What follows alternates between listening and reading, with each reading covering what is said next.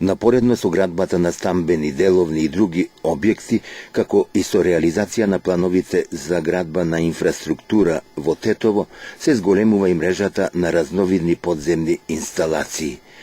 За нивното правилно функционирање и проверка на исправноста се неопходни соодветни шахти, кои главно се градат на најфреквентниот дел од тротоарите, а некаде и крај крстосници и кружни текови. Состојбата на теренот упатува на оценката дека за нивното одржување и за нивна санација никој не се грижи, со што несанкционирано се кршат законските прописи од областа на инфраструктурата. Овој голем и незаштитен отвор на шахта од подземни инсталации се наоѓа на една од најфреквентните крстосници во Тетово, крај кружниот тек кој го поврзува Зелениот пазар и булеварите Маршал Тито и Благоја Тоска. Впечатливи се нестручно изведените работи околу изработка на бетонскиот капак кој се изронил и пропаднал во кабелската и друга подземна мрежа и јазли.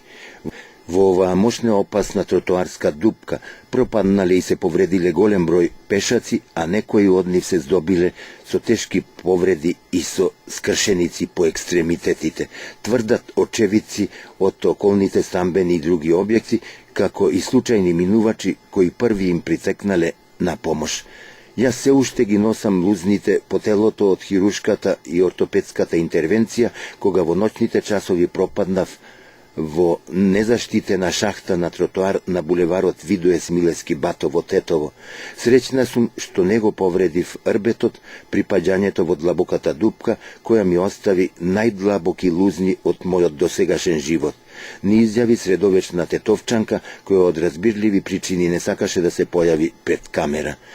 Таа од здобиените скршеници и други повреди по телото, прво болнички, а потоа во домашни услови долго се лекувала, а од компанијата која не ги испочитувала законските и други обврски околу одржувањето на шахтите, добила и паричен надомест за да ја прекине судската постапка.